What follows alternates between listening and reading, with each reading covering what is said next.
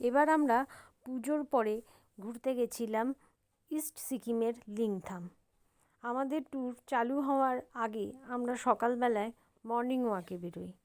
Morning ওয়াকে বেরিয়ে দেখি চারপাশের অপরূপ মনোরম প্রাকৃতিক পরিবেশ, পুরোপুরি অক্সিজেনে ভরপুর চারদিক, গাছগাছালি, পাহাড়ি জঙ্গল, সবের মধ্যে দিয়ে আমরা হেঁটে চলেছি। আমার মেয়ে হোটেলে শুয়ে ঘুমোচ্ছিল, আর আমার হাজব্যান্ড আর আমি একদম সকালবেলায়, মানে এই 5টা সাড়ে 5টা হবে, এই সময় আমরা বেরিয়ে পড়েছিলাম মর্নিং ওয়াকের জন্য।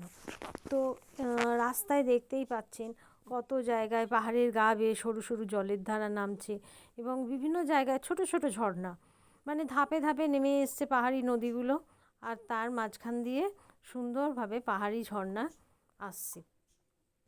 আর রাস্তা দিয়ে যাওয়ার সময় আপনারা দেখতেই পাবেন যে কীরকম ধস নামার কারণে রাস্তা ক্ষতিগ্রস্ত হয়েছে।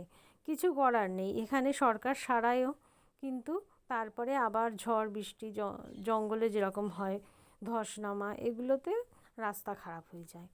তো দেখতেই পাচ্ছেন আমরা যে হোটেলটায় ছিলাম, হোটেল থেকে বেরিয়ে 2 পা যাওয়া মাত্রই এই পাহাড়ি রাস্তা, এবং এই রাস্তা দিয়ে ক্রমাগত চড়াই উতরাই, আমরা বুঝতে পারছেন আপনারা কীরকম ওপরে উঠছি। আস্তে আস্তে উঠে বিভিন্ন জায়গার মধ্যে দিয়ে যাচ্ছি, আর এখানে অপূর্ব পাখির ডাক, সেটা আপনাদের এখানে ভিডিওয়ে সাউন্ডটা শোনানো যাচ্ছে না, কিন্তু খুবই সুন্দর এখানকার প্রাকৃতিক পরিবেশ। এই যে একটা আমরা সাঁকোর ওপর দিয়ে, মানে তলা দিয়ে মনে হয় একটা নদী গেছে, হ্যাঁ ঠিকই ধরেছি, এখানে একটা তলা দিয়ে নদী গেছে, দেখতেই পাচ্ছেন। এখানেও একটা ছোট্ট ঝর্ণার কি সুন্দর ধারা নেমে চলেছে, একবারে দেখলেই মনটা ভরে যায়।